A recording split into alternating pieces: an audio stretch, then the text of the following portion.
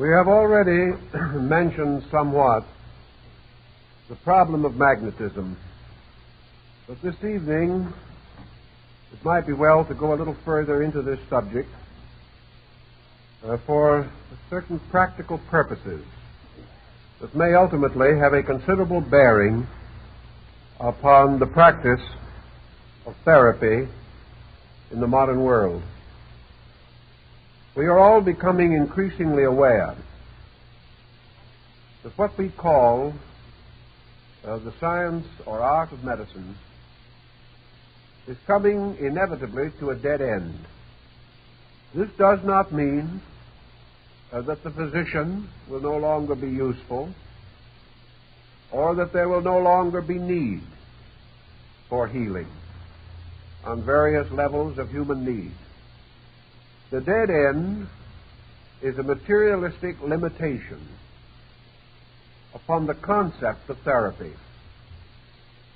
It is not going to be possible to continue to lock from our consideration those parts of man's constitution which are real though invisible, nor shall we be able to indefinitely neglect an investigation of those forces around us which, though unseen, have a continuing effect upon our lives. It is astonishing that our researches in electricity have not done more for us in terms of open research into the field of electrical energy. We are still without an adequate definition of the word electricity itself. And we are certainly without an adequate understanding of the nature and substance of this energy. Assuming that such knowledge is not available to man, we have contented ourselves to define forces according to their actions or the consequences which they produce, and have been willing to remain indolent so far as exploring the actual nature of these forces, perhaps under the general assumption of an inevitable defeat, that we may not be able to know these substances or energies due to the inability of our own faculties to grasp their meaning or to explore their operations and laws. Yet from early time, men have intuitively sensed that which they were not always able to rationally describe or explain. And among these who have possessed intuition on this subject, a quantity of knowledge has come to be accumulated. This knowledge is largely true, but this is one of those so-called unfortunate truths for those who have held to such truth are themselves persecuted, humiliated, or ridiculed. Like Paul, they are births out of time. They belong to a generation of greater enlightenment than our own. Researches into the nature and substance of magnetism or related matter bearing upon this may be traced as early as the time of Pythagoras in the West, and was certainly known at a still earlier date in India and China. Yet it was not until comparatively recent time that any serious effort has been made to apply the principles set forth by these earlier thinkers to the living problems of modern man. One of the pioneers of this unfortunate truth of magnetism was the celebrated Anton Mesmer. Mesmer had an unfortunate personality, and this can often complicate the attainments of even the most brilliant and sincere person. Being somewhat of a controversialist, belligerent, and quick to anger, he brought down upon himself a great deal of unnecessary trouble in an area where there was sufficient necessary trouble to have occupied his time. As a result of his own somewhat theatrical bearing and flair, he opened himself to considerable ridicule and persecution. Yet substantially his findings have been sustained, and more serious, quiet, and demure persons have carried his work far beyond the degree which he had attained.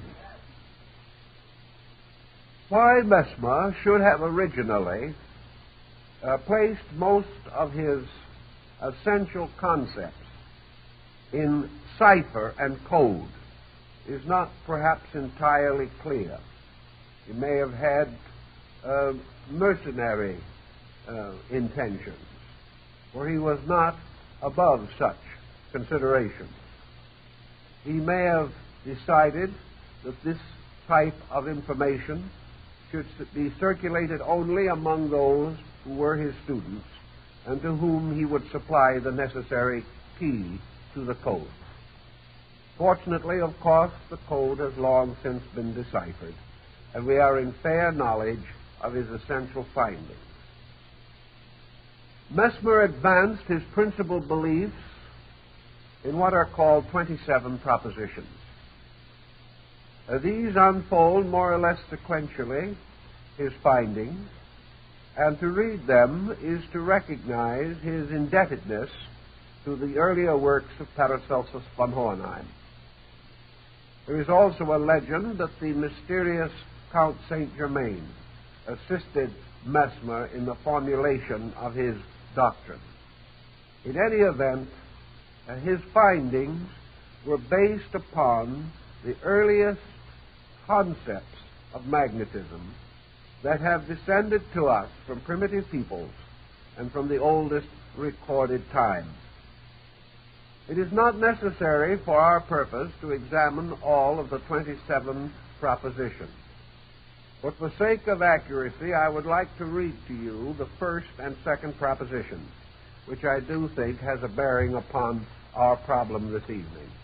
If I have any trouble in reading it, it's because I scratched it hastily and I'm not always able to decipher my own cryptogram, but I will do the best that I can.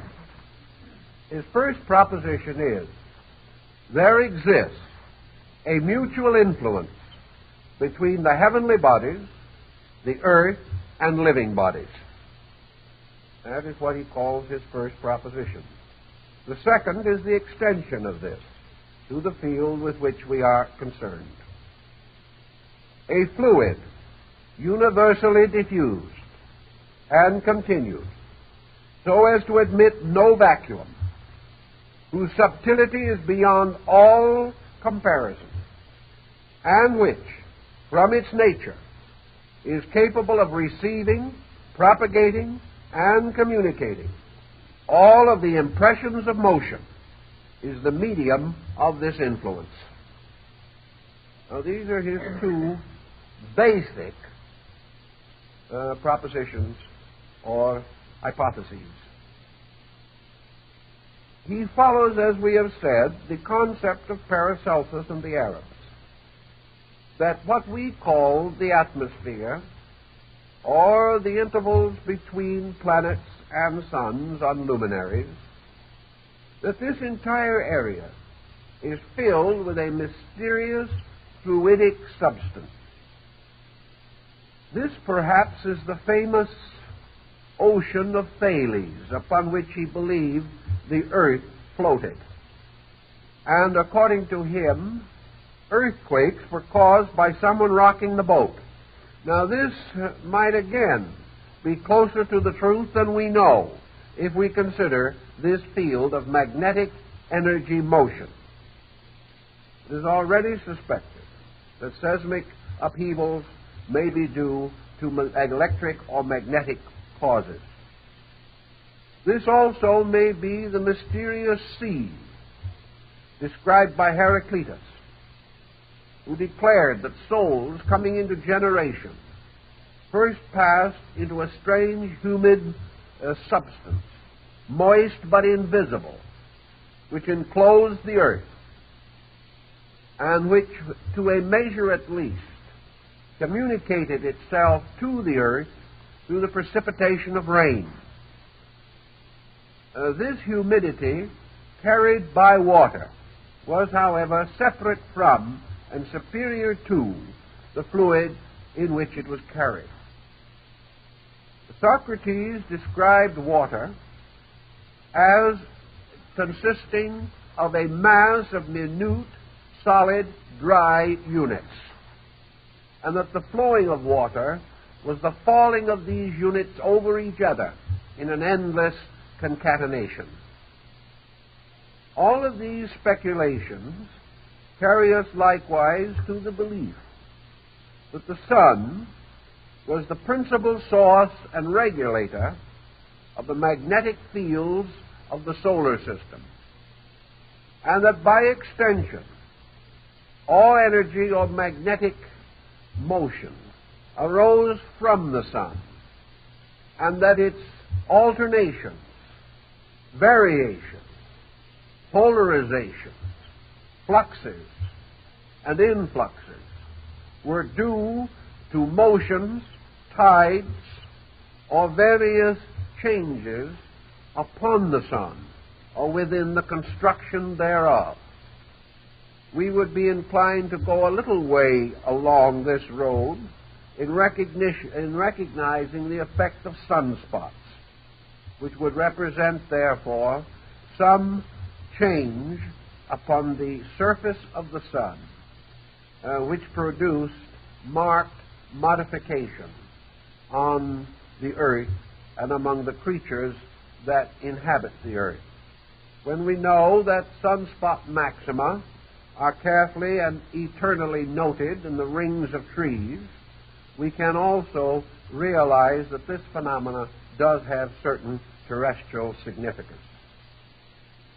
Mesmer then went with Paracelsus to the theory that as all forms in nature exist within this humidic magnetic field, that all these forms likewise have a magnetism of their own, have their own magnetic fields, which are subservient to that of the earth and the sun, and also are subject to a certain modifying negative influence from that solar light which is reflected from the surface of the moon, which forms a different kind of magnetic energy. That the human body should be thus supported by a magnetic field was evidently known to peoples also in the past. Many individuals have existed who possess some degree of native psychism, who had a measure of vision beyond that of the more conservative human. These have recorded continuously through the centuries the appearance of a light, vapor, or field of energy surrounding the human body, which has come in mysticism to be called an aura, but which might just as easily be regarded as a magnetic field. Under certain conditions, almost anyone can, to a degree, perceive this aura, or can become aware and sensitive to its existence. And it is quite possible that this magnetic field is very important as a possible means of communication between man and other forms of life in nature, which communication up to the present time has been considered impossible. The magnetic field of the human body, as St. Thomas Aquinas pointed out, possibly basing his researches upon those of his teacher, Albertus Magnus, these fields in the body were subject to tides, were subject to motions of one kind or another. Albertus Magnus pointed out that the fluids in the brain were controlled also tidally by the motion of the moon. Thus it is conceivable that at least 3, probably more, types of pull or push pressures may be found operating upon magnetism. One of these, of course, is the sun, which in its motions and in its various internal mutations certainly affects magnetism, affects the earth in many ways, and it is probably the magnetic field rather than the actual light which is responsible for the phenomenon of the seasons. There is also a mutation or influence resulting from the reflection of light from the sun on the surface of the moon and its final descent to the earth. This type of magnetism has been noted to be noxious, and according to old magicians was used by sorcerers in the attainment of their diabolical ends. The third type of influence might arise directly from the earth itself, which has its own internal motions and mutations, and is subject, like all other living creatures, to gradual alternation of magnetic polarity. Thus we today recognize the 2 poles of the earth, one geographic and the other magnetic. The magnetic field of the earth has been considered to some degree. We are not entirely unaware of it, nor have we forgotten what the Chinese learned when they experimented with the compass. We know that magnetic currents of some kind do exist, but for some reason we have never directly attempted to apply them to therapy, except in the case of a few extraordinary and regarded as deranged researchers. The magnetic field of the body itself may therefore be similarly described as that of the sun, namely that it is a fluidic material, fluidic to our comprehension, but probably not fluidic in its own nature. It gives the impression of a fluid, but it is far more subtle than any fluid that we know. I think Mesmer termed it fluidic because he perceived within the substance of it certain tidal motions, certain ebbing and flowing, which we associate with a liquid of some kind. But it might just as well be associated with these magnetic patterns which seem to lie beneath the surface of frost pictures on a window pane. Mesmer was convinced that this magnetic material formed not only a natural field around man, but was to large measure the basis of a certain protection. In other words, a person in whom the magnetic field was strong and was normally sustained apparently had greater resistance against the dangers of infection or many ailments which might otherwise afflict us. The reference to contagion and infection is rather important. We must assume that all forms of bacterial life, regardless of their size or structure, are also magnetic units.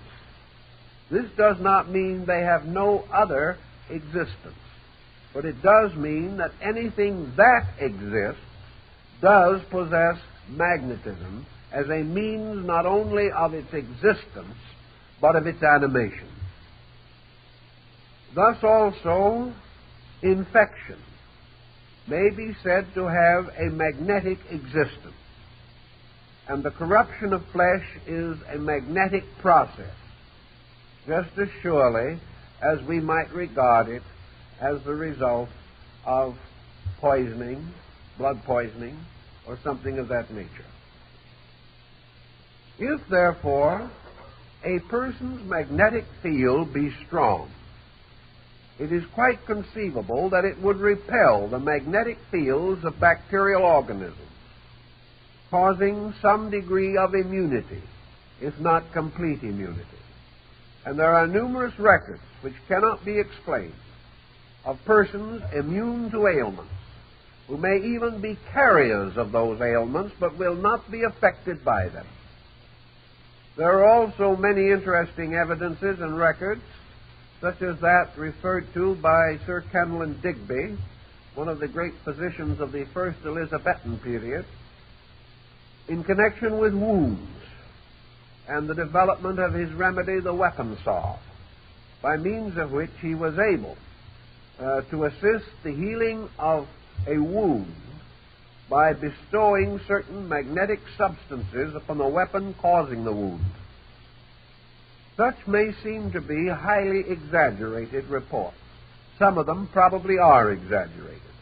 For once man gets hold of an idea, he is very likely to abuse it, particularly when it is so abstract that practical checking is practically impossible. In any event, however, the possibility of the magnetic field of the human body serving as a protection against evil is possible and quite probable. Also, that this magnetic field is further divided within itself, so that miniature fields surround all the principal vital organs and parts of the body, and that this magnetism moves in the marrow of the bones, and that it also flows through the nervous system.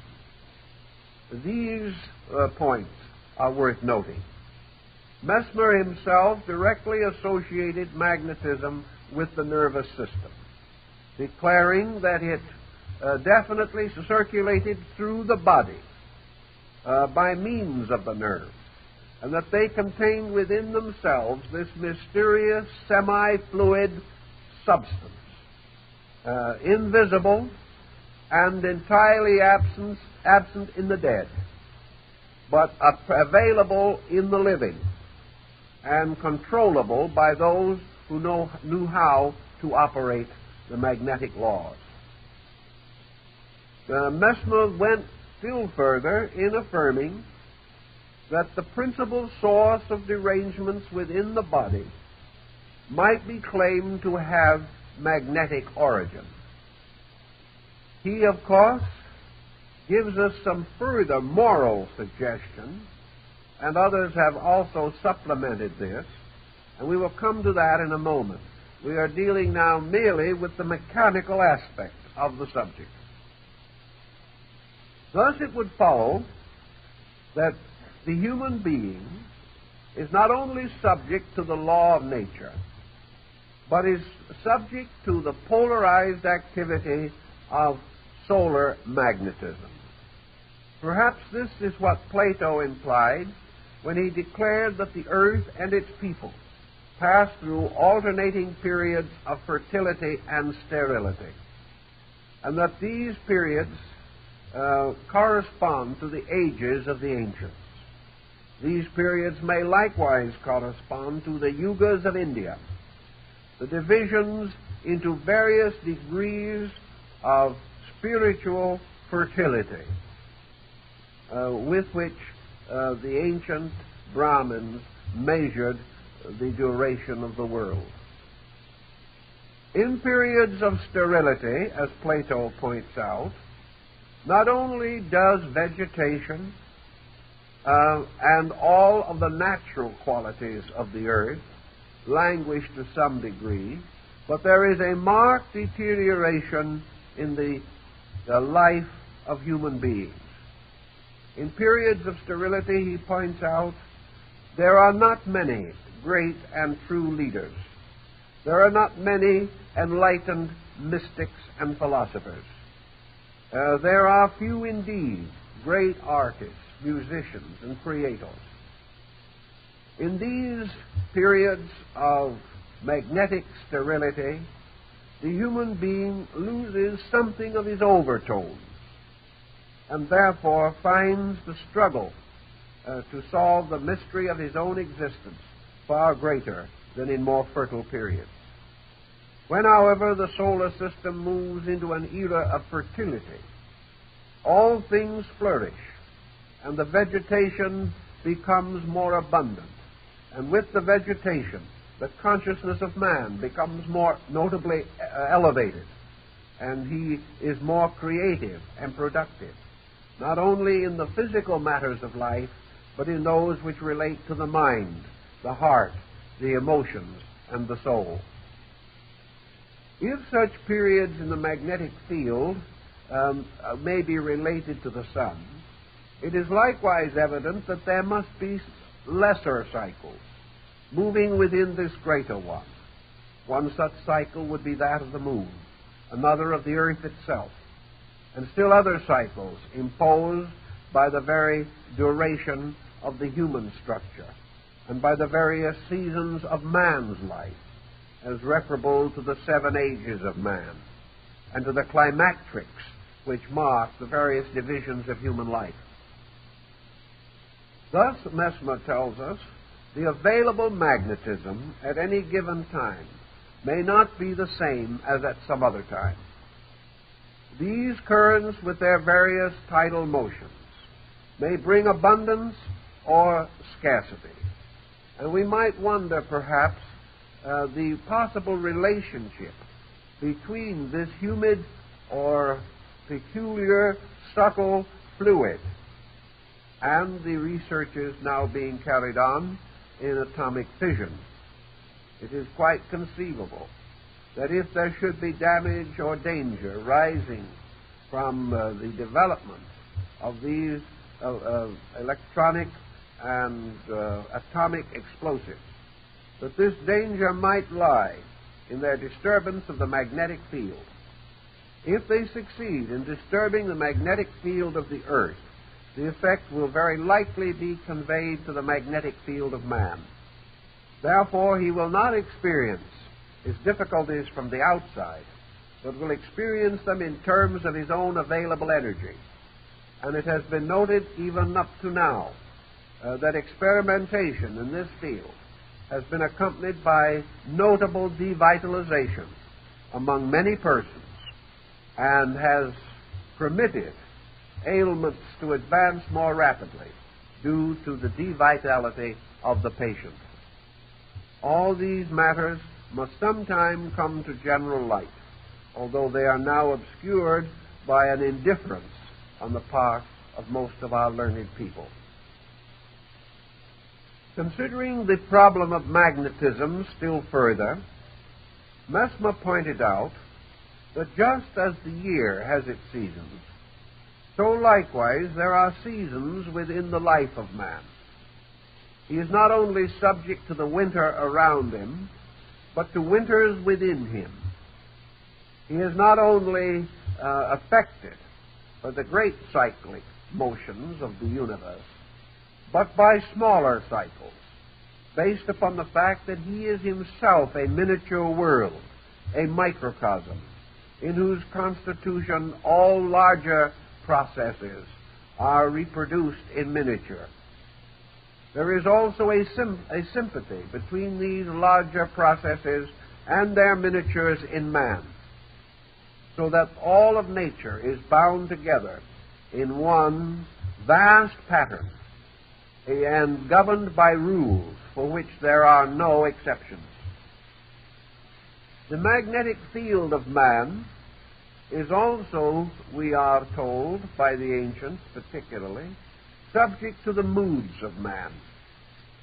And just as it is possible that universal mutations are due to universal moods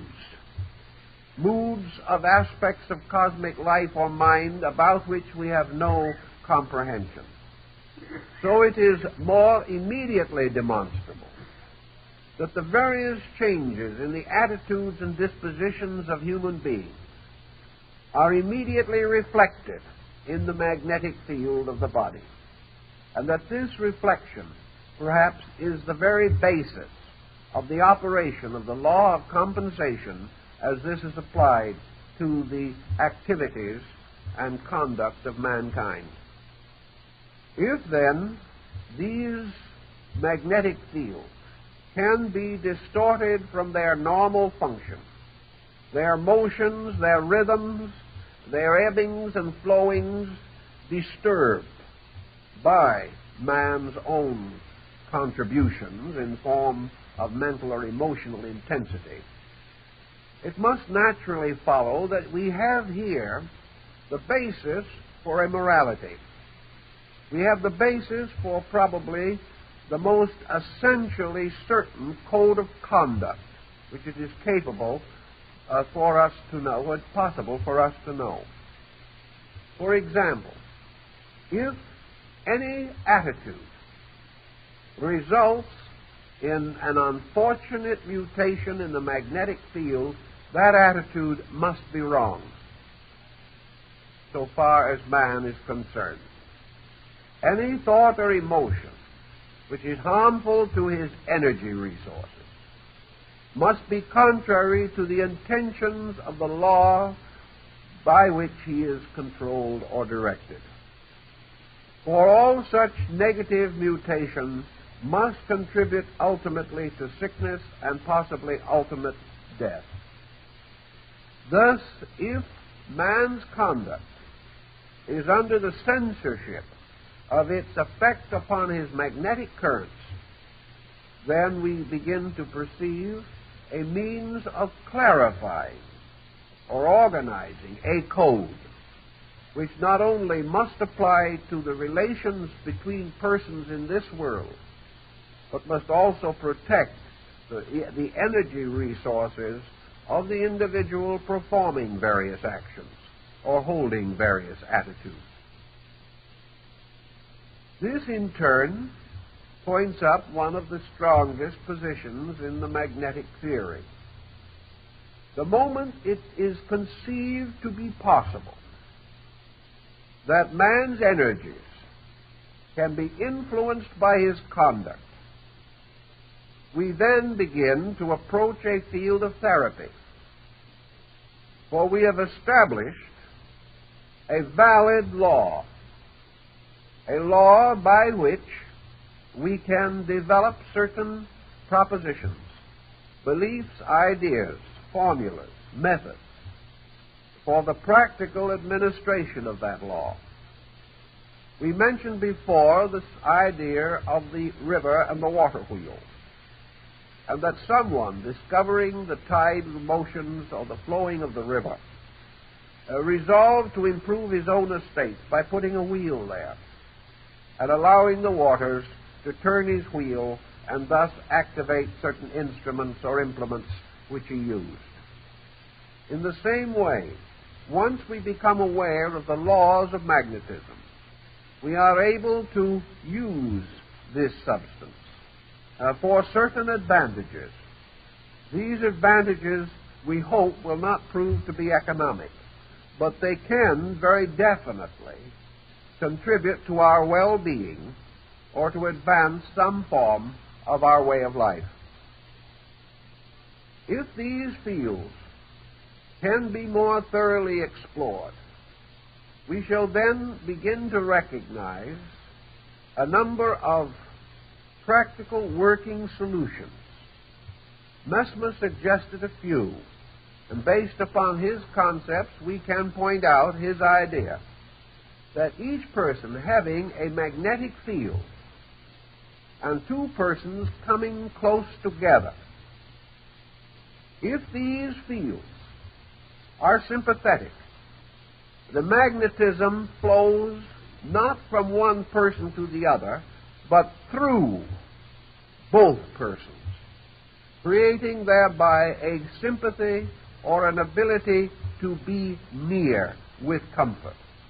If, however, these magnetic fields are antagonistic, then the magnetism of each person is turned back upon himself, the result being an instinctive antipathy, a failure of friendship, or a failure of a desire to become acquainted with someone. It is also suspected that so-called inanimate objects have magnetic fields. And recent experimentation with certain hypnotic drugs, by means of which temporary psychic vision was artificially produced, has shown that certain things which we regarded as inanimate do have a life or energy of their own, that therefore we may discover magnetism in rocks, that we may find it in wood even after it has been built into a table, that we will discover it in foodstuffs even after they have been cooked, that we shall find traces of magnetism everywhere, and that this magnetism may also be traced in terms of sound. Hashish eaters of the Near East and India, those using this drug, report that they can see words coming from persons' mouths, and that these words have forms and energy radiations. The power or the creative expression of the spoken word or the creative word or the fiat may thus have more validity than we have been inclined to recognize. Any unit of vibration has a magnetic equivalent, and this may go still further.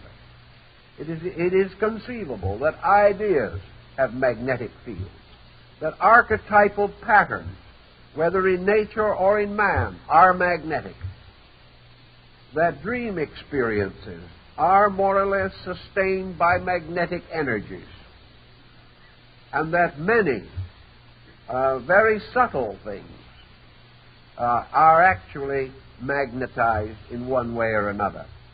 Paracelsus pointed out the magnetism of geometric forms, patterns, and solids.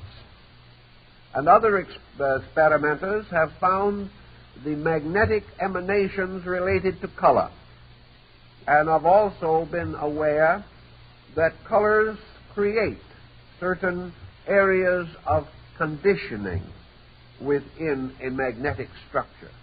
So does music. And practically every expression of art has its magnetic equivalence.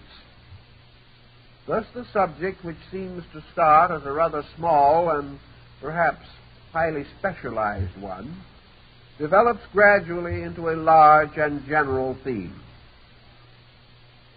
For the moment, however, let us consider the possible effect of the intricate psychological pattern of man's behavior upon his magnetic structure. As man has moods, these moods may be likened to the moods of nature around him. Within man there may arise tempests. There may be terrible volcanic eruptions. There may be periods of doldrum. There may be exceedingly high temperature or low temperature. All kinds of things can occur which influence the climate of the human personality. All these influences react upon the magnetic energies available to the sustaining of the body. If these reactions are excessive, or if man's mental or emotional pressures pollute his magnetic reservoir, it is obvious that his body may in time be corrupted. Thus, habits may be measured in terms of their influence upon magnetism, or the possibility that their regular occurrence or reoccurrence may cause the gradual depletion of the energy available to certain functions of the human body. Paracelsus was convinced that the diseases of man constitute a formula, that this formula means that there is a relationship, an exact and specific relationship, between the various aspects of man's consciousness and the afflictions which burden his flesh. he did not feel that we could merely say that man's attitudes poisoned his magnetic core, and then this poison merely distributed itself through the body, wreaking havoc here and there. He held that each attitude has a particular effect, and that this effect in turn will be symbolically set forth through a particular function, process, structure, or organ within the human body. Thus, all intemperances of all their complex and diversified orders and kinds may be directly related as causes of ailment, and the appearance of certain ailments may thereby, by reverse procedure, bear witness to certain intemperances in the life of man, whether these intemperances are recognized or not. Out of this thinking has come a doctrine which is somewhat reminiscent of that of the Indian yoga, namely that salvation for all things lies in non-interference. The moment man blocks or obstructs the processes of the universe, he is sick. If this sickness does not immediately affect his body, it affects his emotions, causing him to be unhappy or to suffer, stressed or strained, these likewise being forms of sickness. Man, therefore, must, in the greatest degree possible, maintain the harmony of those attributes of his own nature by which the fields of energy which surround him can be over-influenced. The old mystics reported a considerable color symbolism in the magnetic field, and this has been sustained by the findings of Dr. Kilmer. It is therefore possible to say that the moods of the individual result in color mutation in the magnetic aura or energy field. That these mutations may also take on geometric or symbolic form, and that every attitude of man has a kind of existence in magnetism as an artificially created creature. Of such creatures were the elementaries of Paracelsus, as distinguished from elementals. Elementals were to him the nature spirits. Elementaries were beings created by the intemperances of man and given a survival or existence within his own magnetic field. And these in turn became parasites, living upon the magnetism which should have been directed to the pursuit and development of useful functions. These so-called thought or energy forms have been to some degree classified and examined, and it becomes increasingly certain that man can cause vortices or structures within the magnetic field, and that these vortices and structures can have a decided and important influence upon his life. Next in the importance in this consideration is one which perhaps we should all think about. After Anton Mesmer passed from the stage of public interest, his successors and followers continued to examine his theories with considerable thoughtfulness and care. And gradually, the various instruments or implements which he used in the production of magnetic crises, especially his celebrated magnetic tub, came to be discarded. It was evident, as pointed out by the French Academy in the last quarter of the 19th century, that no such implements were necessary, that magnetism required no devices, required no machines for its operation, that it could be most successfully operated by the simple action of the human will, and that where this will was directed, the magnetic currents could be mutated or cause to change their general course and direction. I'm using the word mutation here in the sense of Mesmer, and not according to certain modern usages. Mutation meant to the ancients a change or modification within a structure. In this meaning, then, Mesmer created a system and supported that system by means of certain instruments. It was later decided that these instruments were important only because Mesmer thought they were. He created devices because he was still bound to the concept that therapy required machinery, that there had to be some physical structure for the controlling and directing of the magnetic agent.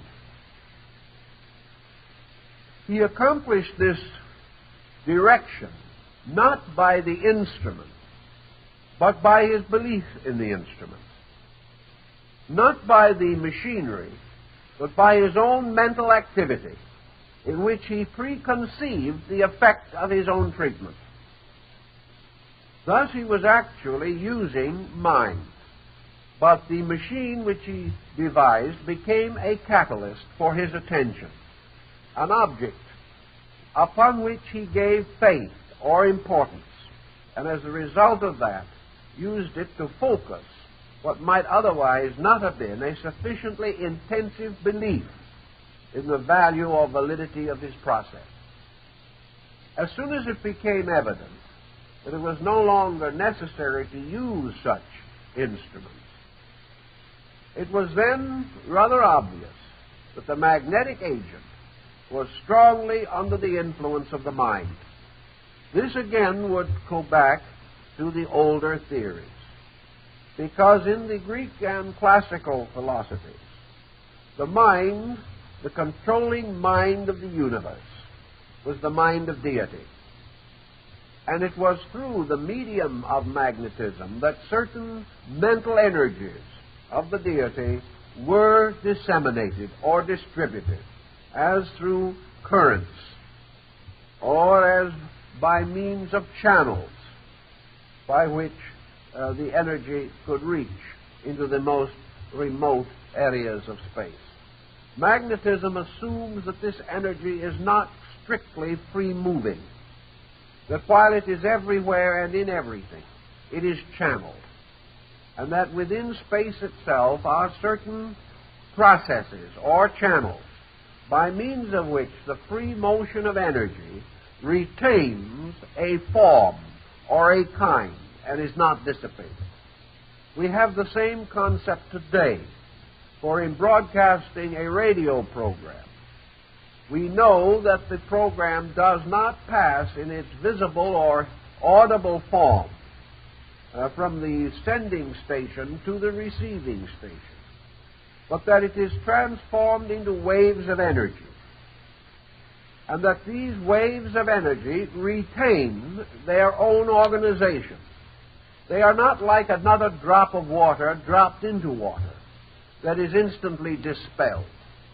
Rather, it seems as though they might be drops of water dropped into oil, where they remain isolated and retain their own form and structure. Or perhaps we can liken them to the grooves on a phonograph record. For without these grooves, without this systematic process by means of which the sounds or vibrations are held, in this case upon the substance of the record, they could not be reproduced. Thus, in nature, the magnetic substance also supplies this medium of carriage, and later became associated with the great so-called medium of science, the hypothetical substance, ether, which was used without much understanding to explain other mysteries still less understood. In the development, therefore, of this concept, mind was able to direct magnetism. mind was able to direct magnetism from a person to another person. And for all that we or Mesmer could know, this mind was capable of projecting magnetism to an indefinite distance. This indefinite distance, perhaps constituting the sympathy which has been recorded between persons at a great distance who still were conscious or aware of the actions of each other, as in the case perhaps of the death of Lord Nelson, where at the time he died at Trafalgar, Lady Hamilton fell in a swoon in England, declaring that Nelson was dead. This sympathy, according to Paracelsus, was due to the possibility of the projection of the mind in the field of magnetism, and would simply be a very rarefied, attenuated parallel to our concept of radio transmission. Magnetism may then likewise be controlled or directed within the body of the individual by the mind of that individual, meaning that magnetism can be intensified in one part of the body or another, according as need may arise. This subtle substance could therefore be molded as the child molds sand in a sandbox, that it could be directed by an action of the volition, of the animate will, and could be caused to be greater in one part of the body than in another, or could be reduced in one area, so as to effect whatever remedy might be needed. Nature, apparently, has done this itself. And here is an interesting theory about which we may hear more sometime. If volition, consciousness, and mind are the peculiar agents by means of which magnetism can be drawn, then in all probability nature has set up pain mechanism for that purpose. In other words, pain causes acute awareness. Pain causes the individual to turn his attention upon the area where the pain exists. Pain accompanies many forms of injuries, and pain seems to be a subconscious, natural remedy by means of which healing materials are drawn to the area with the attention of the sufferer. Pain sets up a local voice, a local vibratory rate, and to this area of which we have become peculiarly aware through pain, energy has a tendency to flow. As an example of the truth of this particular point, we can mention that hypnosis will cause the person to be unaware of pain in an area, or become aware of a pain in some other area where it does not exist. Therefore, pain is essentially a mental phenomenon. This phenomena, furthermore, has to do with the need of energy. And wherever this pain occurs or is set up, the person gains a greater awareness of that particular area. In the old researches, the simile is to the man who hits his thumb with a hammer, that instantly magnetism moves into that area. Actually, for a moment, the individual forgets himself and remembers only his thumb. His consciousness centers upon his thumb. And with the center of consciousness moves the energy or magnetism. Therefore, a very heavy congestion of magnetism containing necessary elements of energy gather at this point. As the pain resides, the individual becomes less aware of this particular area and is no longer conscious that it is giving him trouble. Other things besides pain can cause the gathering of energy.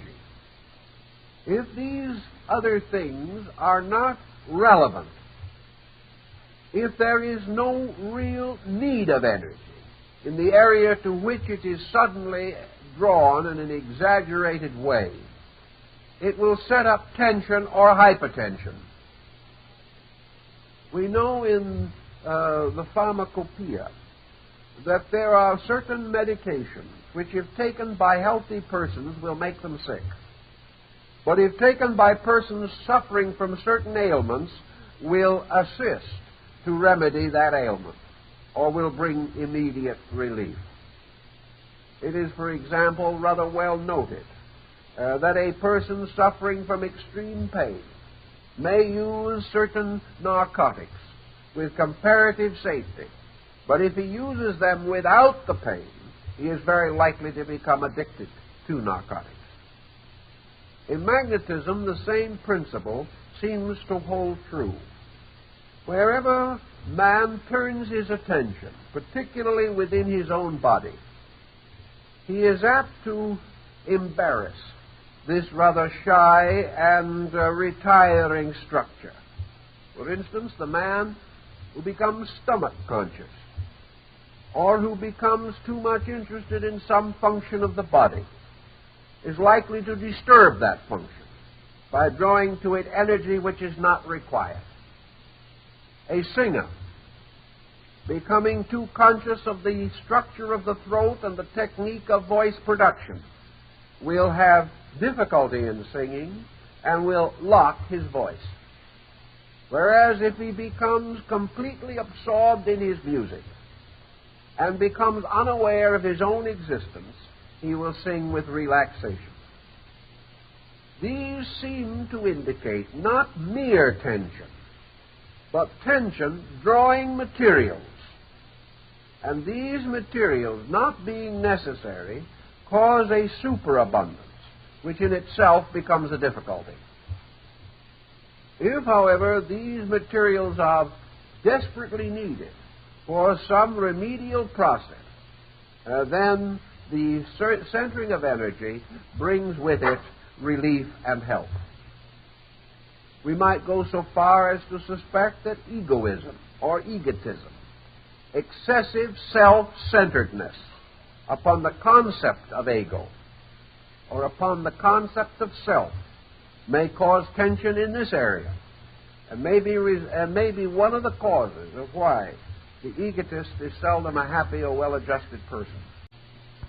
Centering energy where it is not necessary, where it literally and actually does more harm than good. Energy is to be centered only for emergency, and when it is otherwise centered, it is of little value.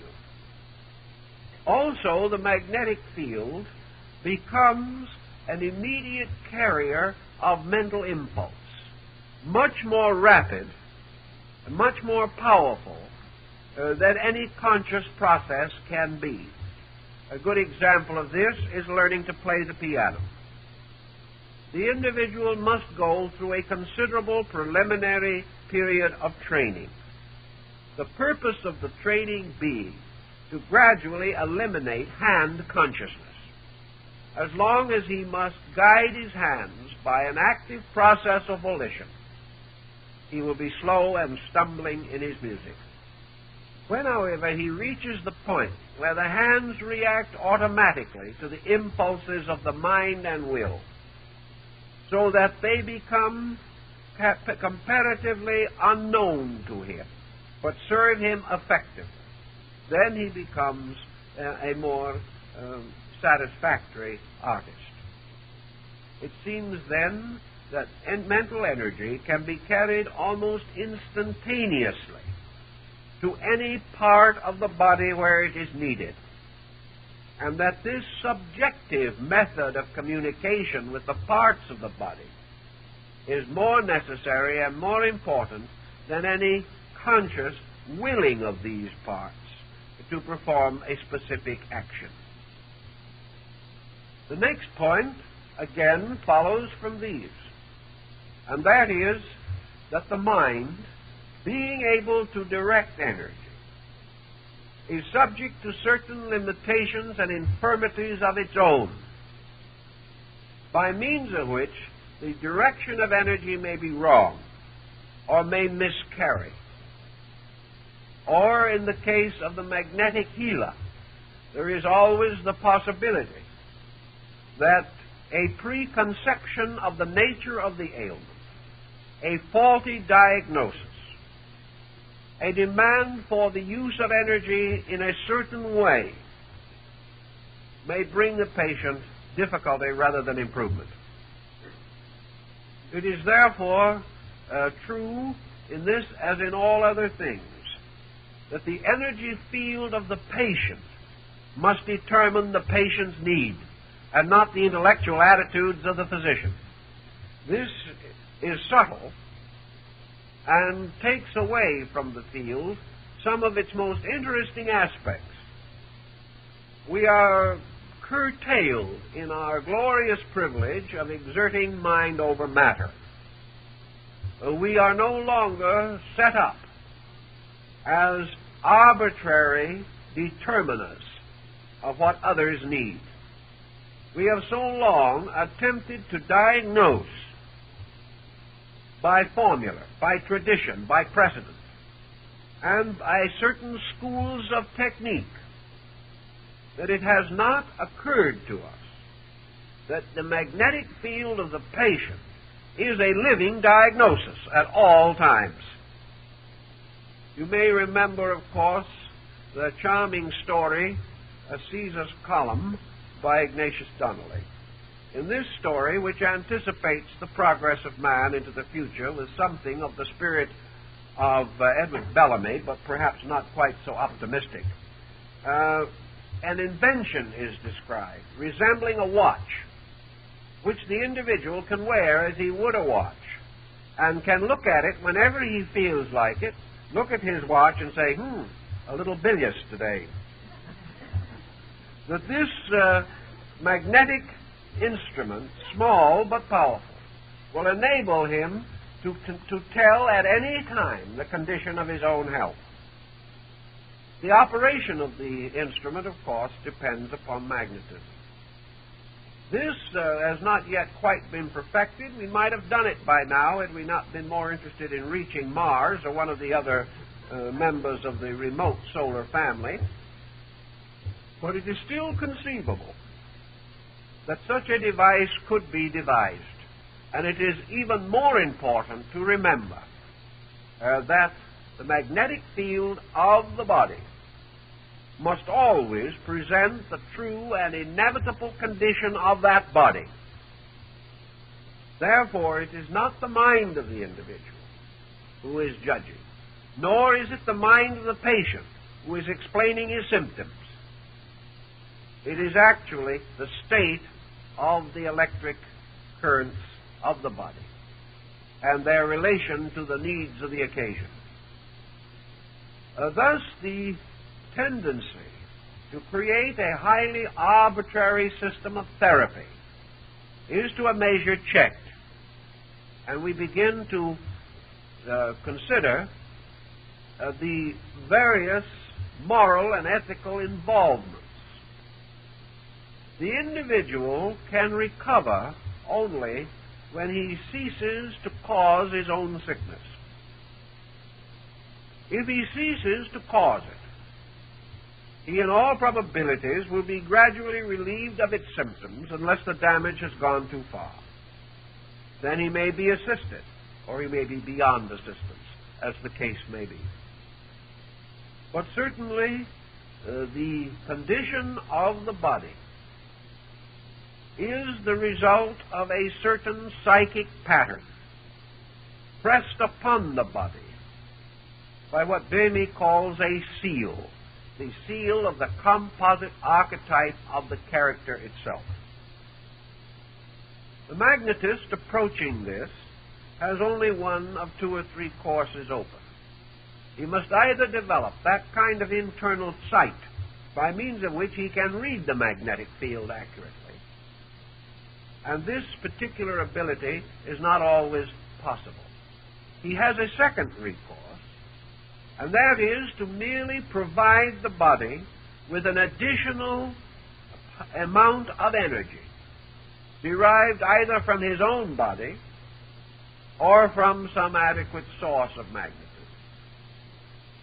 There is a third possibility, and this is perhaps the one that can come the closest to our present comprehension, and that is that it is conceivable and possible for the individual to feel or to sense without seeing, to know as though intuitively the condition of the magnetic field of another person. He thus is given the impulse. It may come into him and be interpreted with extraordinary clarity. In some cases, magnetists have actually experienced in various parts of their bodies the very pains from which their patients suffered. More usually, however, it is a kind of mental recognition, a recognition like a flash of inspiration, a recognition which is a sudden knowing, which would seem to imply, in turn, that the magnetic field of the other person was capable of sending a message or transmitting a message, which, flowing into the magnetic field of the physician, was transformed into a mental idea. Many so-called magnetic healers of modern times have described their abilities to diagnose as being this intuitive method, or this extraordinary circumstance of suddenly feeling in the corresponding part of their own bodies the ailments from which the sufferer complains. This type of cognition is itself apparently a transmission of magnetism through the nervous system.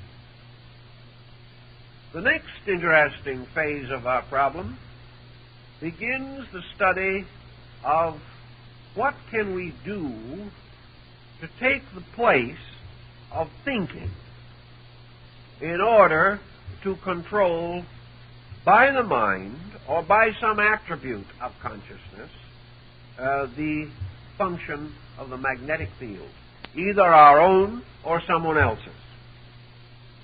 Early in the 19th century, it was pointed out that certain broad, general attitudes seemingly caused broad and genuine changes within the magnetic structure. And entirely apart from their interest in theology, these researchers came very close to the opinion of St. Paul as expressed in Corinthians. For it was learned through experience that the three most powerful emotional or mental projections by means of which therapy could be attained in the magnetic field were the three attitudes of faith, hope, and love. These were therapeutic. Hate destroyed. Love restored. Faith built or created. Fear or lack of faith destroyed. Hope was a creator. Despair a destroyer. Now, in our conscious living, these various attitudes tumble about in almost constant confusion. At one moment we are hopeful, and the next we are fearful. In one moment we have faith, and in another moment we are faithless. But let us assume certain principles and see whether they make sense, perhaps better sense than we suspect. During the last 50 years, perhaps a little more, the civilizations which have led the world for centuries have gradually developed a powerful materialistic complex or culture. Until today, the leaders in our various walks of life are very often persons of little faith. They have not recognized the importance of strong, constructive belief in terms of health. Having lost much of their religious anchorage and having no firm ethical structure to take its place or to even help to compensate for its loss, we find it quite conceivable that the general lowering of the level of simple faith, faith in good, faith in right, faith in truth, faith in God, that the losses in these forms of faith might very well result in a general dilemma relating to magnetism. If the absence of faith is a loss, and if criticism in the place of faith is little less than a destroyer of energy, then negative attitudes, as they become more prominent, should cause us to be more exhausted. And I suspect that if we had a very accurate poll taken at this time, more persons would complain of being tired than ever before in history. This tire is not due to labor, for we have never probably had as great a possibility of leisure as we have now. Our exhaustion we credit to psychic fatigue and recognize it as a major ailment. If fatigue itself bears witness to a depletion or a wrong tidal motion, or even to the reversal of the current of a magnetic field, we may then assume that the tremendously increasing sense of doubt, of insecurity, of downright fear, combined with a loss of a natural tendency to cultivate sensitive, constructive attitudes, that the direct machinery by which our attitudes affect our flesh may be through the magnetic field. We may also assume that a collective magnetism, where millions of persons holding certain negative attitudes create a common dilemma, might go so far as to affect adversely the magnetic field of the planet. For we cannot assume for a moment that man suffers alone.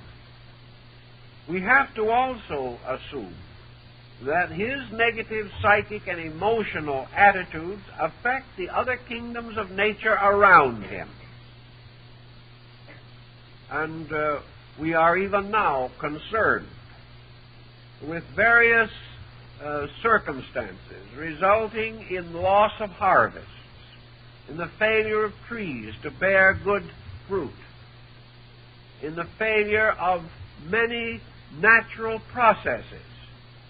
We have assumed various causes, but it is possible that among these causes will be found the general inertia or depletion resulting from the collective effect of our own attitudes upon personal and earth magnetism.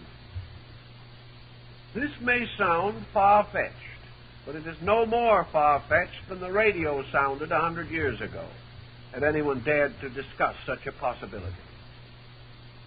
We are in an age where we are becoming aware of the sensitivities of life around us. This awareness must open us to considerations of substances and facts not hitherto regarded as legitimate or important. If then hope, faith, and love are therapeutic attitudes, it becomes evident that we have a scientific reason for faith. We have the proof that faith developed in man at some remote time because he intuitively recognized the need of faith. That faith came not from the imposings of the clergy, but came originally from the interior need for comfort. Not spiritual consolation alone, but simple physical comfort. That the individual then began to organize these primitive impulses to the formations of creeds and codes. This we can accept. But because all primitive peoples make use of various magical forms involving the control and directing of magnetism, even now, we may suspect that they were aware of the important facts. We talk of the importance today of a good attitude. We think of it, however, largely as a platitude. We have the feeling that if we have a good attitude, other people will like us better, that we will be more popular. This is no doubt true. But is this friendship that results from better attitude merely based upon this external situation, or is it based upon the change in the magnetic field which can be intuitively recognized by others? We know that persons of various temperaments have had adventures in life which would signify or indicate that their internal natures affected those around them. It is a common problem, for example, that does not infrequently arise, that certain physicians and nurses have better effects upon patients than others. This effect cannot be based upon appearance, for one may be as prepossessing as another. It cannot be based upon efficiency. They have all received more or less equal training. We may say that it could be based upon the attitude of the doctor or the nurse. But in some instances, they are at least certainly not aware of their attitude and are very hurt and disappointed when the patient does not respond favorably. Yet it is almost a certainty that if we leave a certain nurse with a certain patient, he may not recover. Something is wrong that cannot be corrected by efficiency, kindness, cheerfulness, or anything that we know. There seems to be an antagonism on the level of the magnetic field. Thus, certain persons in all relationships can be fortunate or unfortunate in terms of their own magnetism. Does this mean that such magnetic attractions and repulsions are inevitable? Does it mean that certain persons will never be able to get along together?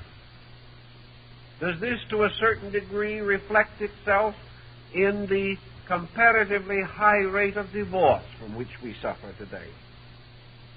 Is incompatibility, at least in part, an element of magnetism? I think it can be in a good many cases. There are also indications that there are people who cannot get along together, who will not be able to, or will never be able to make a sufficiently great adjustment in their own characters that they will be able to become compatible. This occurs not only in the more intimate associations, but also in business and in social activities. There are people that will never be drawn to each other. And if they are accidentally brought together, there is no spark of friendship or recognition. There is only, at best, an indifference. Now, the problem of indifference also plays a part in our magnetic theory. Energy moves with interest. It moves with concern. It moves with all kinds of active attitudes. It does not move, however, from indifference. Indifference is the ultimate degree of detachment. It means that there is no sympathy, no relationship, no common ground. It does not necessarily stand for an antagonism in the magnetic fields, but it very often prevents any interest or direction of energy by means of which an acquaintance or an association can be improved. Now, in religion, mysticism, philosophy, in these situations, indifference has never been regarded as a virtue. And when we refer to a certain kind, shall we say, of detachment, we do not imply indifference. Indifference is so completely lifeless that it calls and draws nothing. And quietude, or the suspension of attitudes, is not indifference.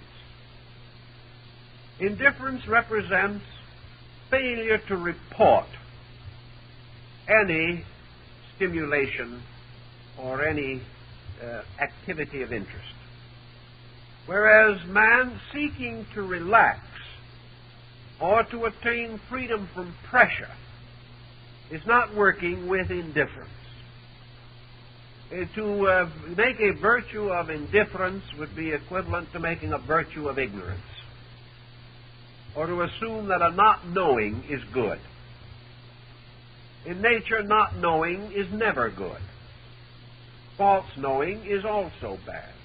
Right knowing is very important. Indifference is not relaxation. Indifference is not protection.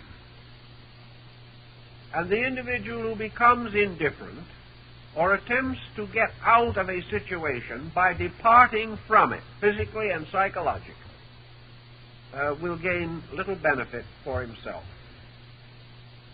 Rather than indifference, there must be a strong but perhaps rather impersonal sense of values. Again, this term is a little dangerous, for the impersonal individual may be without sympathies, and sympathy is the principle upon which magnetism moves.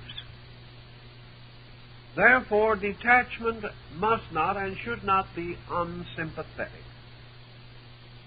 It becomes, therefore, necessary to refine and regulate values to the end that we hold the proper attitude toward ourselves and to all other creatures. That this attitude cannot be assumed merely by an action of the will or a determination of the mind is also evident. The attitude must become a total part of the life itself. The attitude must arise in consciousness and be communicated therefrom directly into the fields of energy which support the body. Researches by Mesmer and others have shown beyond doubt that the magnetic field to operate best must be in a state of tranquility. Tranquility simply means now normalcy, nothing more than or less. Excitation or the tremendous upsurge of intensity is not normalcy. Depression or the reduction of energy to the state perhaps of inertia is not normal. And one of the forces or circumstances which causes the greatest havoc in man's magnetic structure is uncontrolled and excessive emotional outbursts. These cannot do any good on any plane. And on the psychic plane, they do much harm. This causes people to say, but these outbursts are natural to us.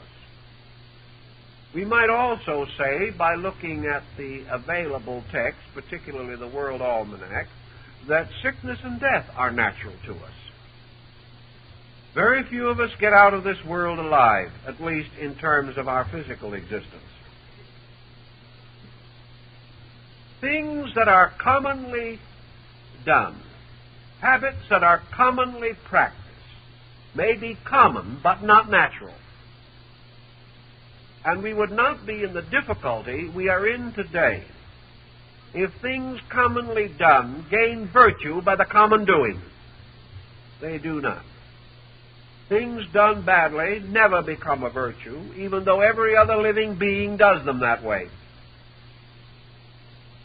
So everything which causes explosion in the energy fields of the body will have an effect similar to an explosion in the earth, or to the explosion of a bomb, such as was dropped at Nagasaki or Hiroshima.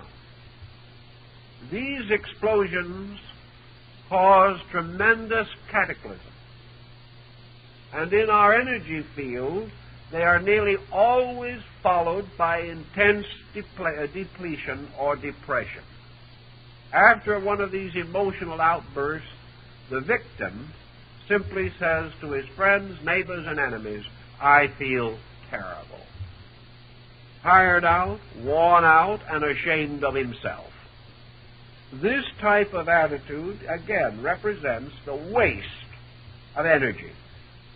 And as energy is life, the waste of it is bad, especially bad when this waste, as in the case of an excessive outburst, immediately reacts upon the body, injuring its fabric, and thereby hastening its ultimate dissolution.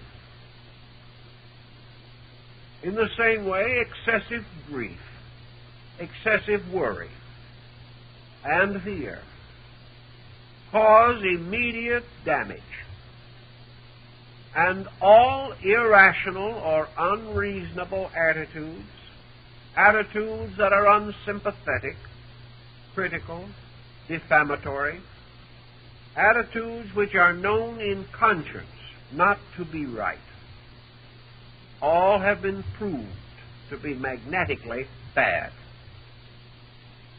It then seems to be indicated that health to the individual can be very often greatly changed or helped by his own ability to direct energy. Man is not yet so completely endowed with understanding, self-control, organization, the ability to remain fair and reasonable and temperate in all his attitudes, that he is able to escape all of the ravages due to the, we will say, the corruption of his magnetic field. He can improve, however. Death is said by Milton to be the last great enemy, and it will probably be the last to be overcome. But man may certainly enjoy better years and have a greater sense of security as he gradually and in an orderly manner and according to his ability unfolds temperance within his own nature. By so doing, he reduces the wear and tear of life to its possible minimum so far as he is concerned. In this respect, likewise, we recognize that certain attitudes, having certain effects and results, may be associated in the correction of various ailments of the body. Records at an early time pointed out that there was a very strong and important magnetic sympathy between a mother and child This magnetic sympathy was polarized through the thymus gland, by means of which a very powerful magnetic pole of the mother remained in the body of the child, active and operating till about the 7th year. Up to that time, maternal concern for a child can have greater effect and more immediate consequence than any other period of life. And there are definite cases in which a mother, confronted with a child desperately ill, has practically brought that child back to life by the immense concentration of its own devotion upon that child. There are also cases by reverse action, for it is by the sensitiveness of this gland that the child is psychically aware of the most secret emotions and thoughts of the mother, and may therefore be subjectively effective. It is in this case particularly important that the parent maintain, so far as is possible, a good attitude, a peaceful and tranquil attitude, at the time in the life of the child when the parent is most tempted not to have such an attitude due to the burden and pressure of the occasion. Thus, we may say that parenthood becomes a great test in magnetism. And we can't expect too perfect results, but any improvement will be appreciated by all concerned. Because the child at that time, bound through the thymus gland, is practically like an identical twin with the mother. And almost any thought or emotion of the parent will move into the child's mind. The child at that time is far more receptive to these thought and emotion pressures than to any word or visible example which the parent may give. Actually, as the thymus gland becomes symbolic, therefore, of a kind of psychic umbilicus between parent and child, so as the human being grows into his physical and intellectual maturity, most of the connections between his physical body and his magnetic field are associated with the other glands of the endocrine chain. The thymus gradually becomes non-operative in the normal person, and where it remains operative too long, it produces serious consequences. The particular area of the magnetic field in the human body is the spleen. And in the area of the spleen, these currents focus or center from the sources of energy supply. From the spleen, they form their own central dynamo and begin to radiate outward to form the magnetic field of the body. Most of this magnetism is therefore centered, as we pointed out before, in the abdominal area. And from this area, it spreads. Depletions of energy may therefore be most immediately recognized in digestion, assimilation, and excretion. And the effect of tension, stress, or negative mental and emotional attitudes upon these areas is particularly notable. For among the first indications of tension is the disruption of the digestive procedure. To restore that again is to release or break down tension areas. In another phase of our problem, the magnetic healer is sometimes confronted with an obstruction or a blockage in the flow of magnetism to one part of the body or another. Such obstructions may rise from several causes. They can be psychosomatic, for each part of the body, as Leonardo da Vinci pointed out, has a certain relationship to all other parts.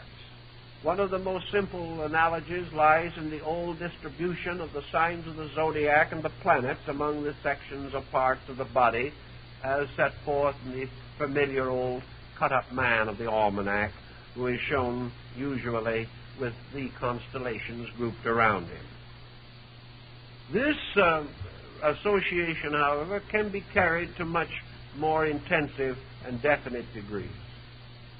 Wherever magnetism is blocked, there is either a derangement or there has been a fatigue which has resulted in a process of crystallization. This process of crystallization inhibits the continuance of magnetism even after the fatigue has passed. This means that to meet this kind of a situation, special pressures or concentrations of magnetism may be necessary.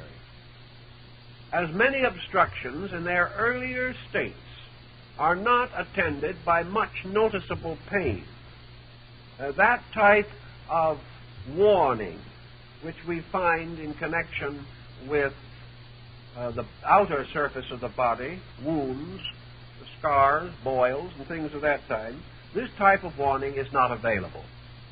There is, however, always some kind of warning. And the most common warnings are failures of processes, such as digestion and assimilation, minor disturbances of the heart, sense of tension, nerve, or stress, the gradual loss of the use of a member or part, or the failure of its function in the general biological economy. Wherever such situation arises, the magnetic healer has the tendency to try to exaggerate temporarily the current of magnetism in the body of the patient. Thus, we must assume that a successful magnetic healer must have considerable magnetism available to him. If his own supply is highly limited, or if he is unable to form a channel to the general source of magnetism, he will not be successful long, or if he is, will deplete himself and perhaps wreck his own health. Experimentation is the only way in which the magnetist can determine the degree in which he can expend energy with safety. Also, of course, as energy is expended, as in all the habit processes of nature, it is apt to increase. Therefore, the use of energy may cause the magnetist to find an ever-increasing supply. That is, if everything be right in the proposition. By sending energy specially into areas where it may have been depressed, or where the natural currents of the body are not able to break through, the magnetist can break up congestions, can stimulate sluggish functions, and can open the body to the remedial use of its own energy. Thus, the person, having been relieved of the obstruction, may then be able to take over with his own energy fields. Now, we have mentioned the most common and universal sources of this magnetic force. We might, however, point out that there are certain other sources which can be and are important to the individual. One of the most common and familiar of all sources of magnetic energy is respiration. For by means of respiration, energy is taken into the body and is distributed by the heart through the entire arterial circulation. Another important source of energy is nutrition. We are not certain that direct exposure to the sun is as good a source of energy as was once supposed. The present tendency is to regard this as not the best form, and it is frequently accompanied by fatigue, and too much exposure seemingly causes certain structures or materials in the body to be stimulated to an exaggerated degree. The best sources of energy, therefore, arise from the mixture or the normal life of the person. In our normal living, under normal conditions, we have certain resources supplied by nutrition, by respiration, by light, air, and sun.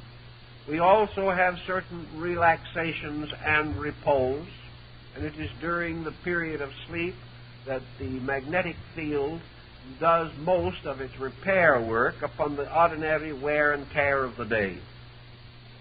If the person, therefore, lives a relatively normal life, his energy supplies will be reasonably adequate, or will respond very quickly to any form of specialized therapy. Today, the problem of normal living is becoming a very serious one, and most persons do not feel today that they are living normal and contented lives. As a result, there is continual depletion of energy without adequate replenishment. One of the processes of the body, of course, which requires a great deal of energy, is the support of the intricate structure by means of which the mind operates upon the brain.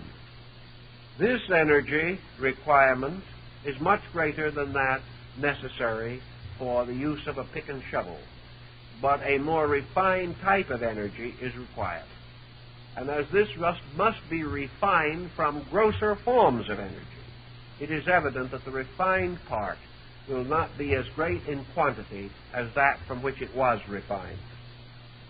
Thus, the need for the control and direction of energy resources, particularly at different periods of life, failure to adjust adequately and properly to the changing pattern of years, can result in serious energy depletions.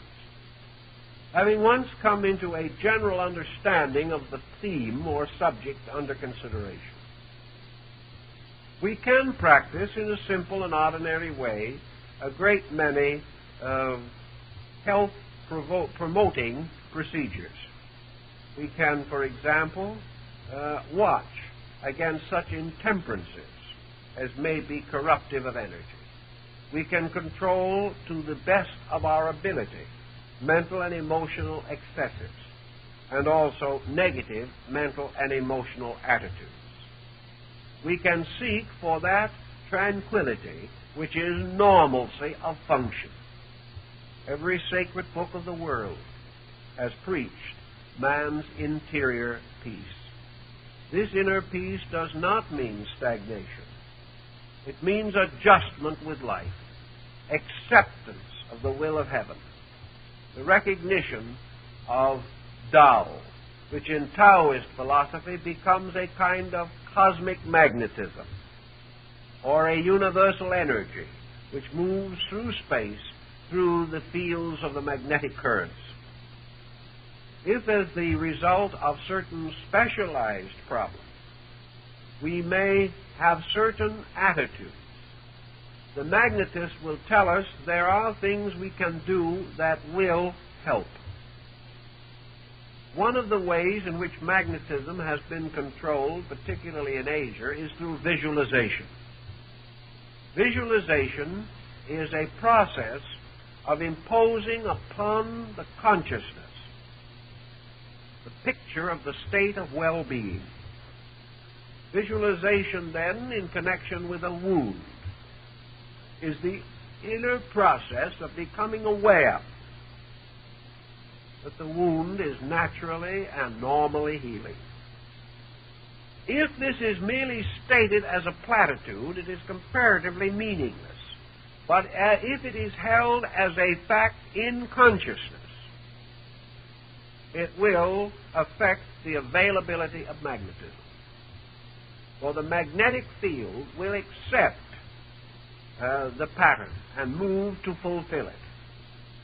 Just in the same way, if a person inwardly experiences by a suspended but purposeful effort the tranquility of his own consciousness, if he will visualize himself as in a state of adjustment with life, he will find it easier and easier to attain this state in his outward experience. Thus, visualization means to see the thing as it should be. Now, we may not always know just what it should be, and our visualization does not have to be ultimate. Our visualization of a boil would be fairly easy. We know what it should be. It should not be there, as far as our comfort is concerned. But it is there because of a cause. Therefore, visualization does not frustrate cause. It does not assume that the boil has no right to be there. It cannot do this and accept natural law.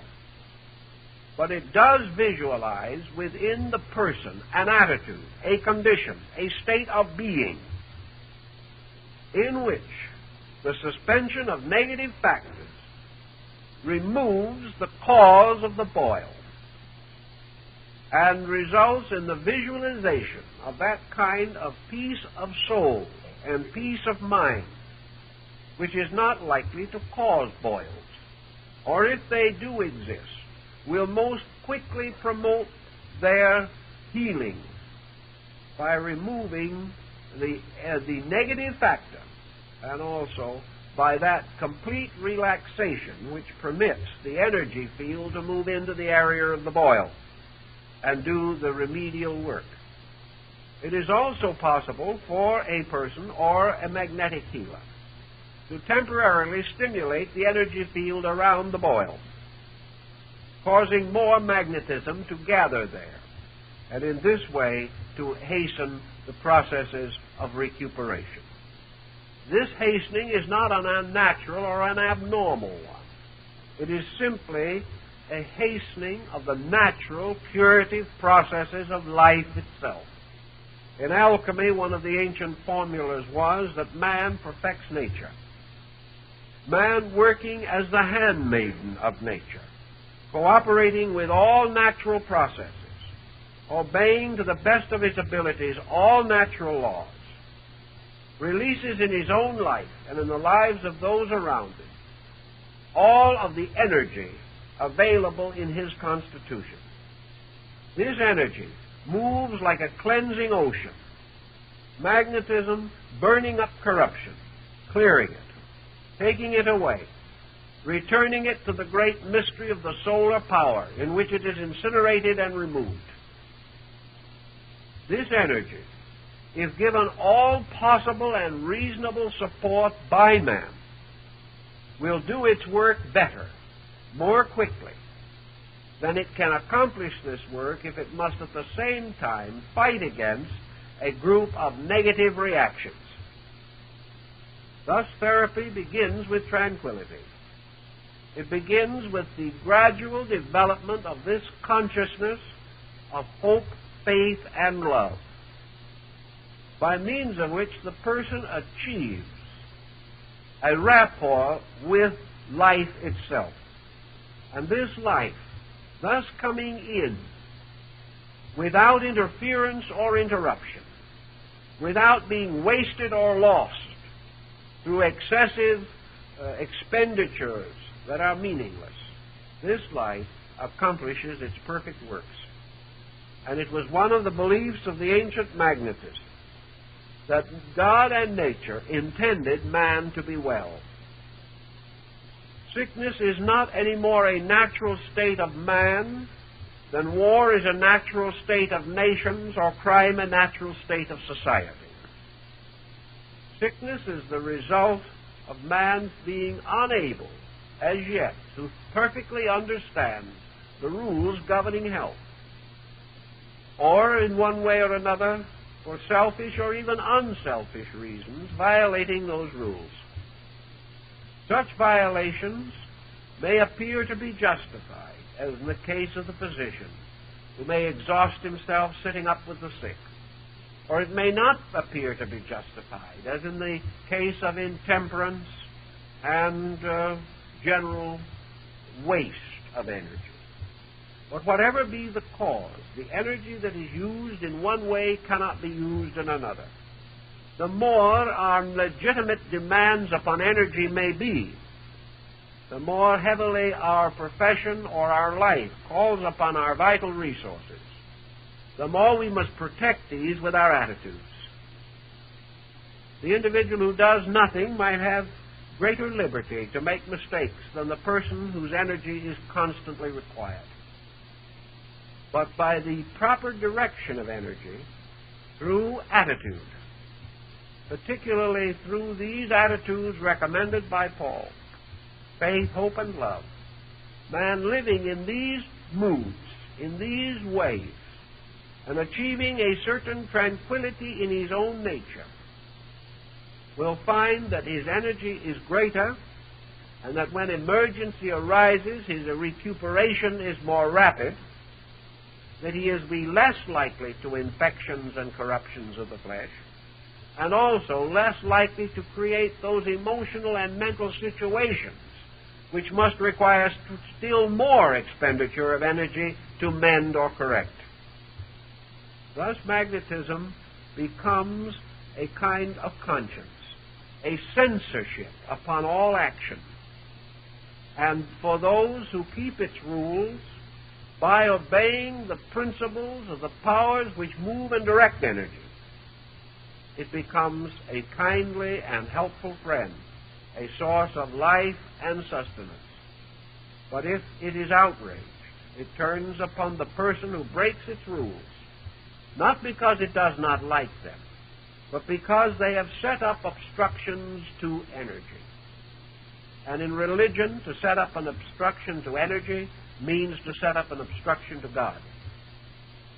To set up an obstruction in the body means that there will be somewhere an inadequacy of the soul. So in these thoughts and in this type of thinking, magnetism becomes a field for science, also for philosophy, and for religion. And it becomes one simple key to how the average person can help himself, if he is so minded, in many small ways. And if he can do this successfully in many small ways, he may prevent part, at least, of the need for having something done in a big way. As often these small causes contribute together to some serious consequence, so the correction of small mistakes will help to maintain the grand economy of the complete person. Well, I think our time is up, and that is all we can do for this time. Now we're going to give you 2 weeks' vacation on Wednesday evenings. And then we're going to start a new series here, which I hope will prove of general interest to all of you. I don't have a program of the series at the moment, but I know what they are about. We're going to deal with the problem of the mandalas, the meditation disciplines, diagrams, and symbols of Eastern peoples, as these are used in various religious, philosophical, and mystical researches, conditions, and devotions. And we believe this will be one of the most interesting series we've given, so we hope you'll all be there. And we thank you very much.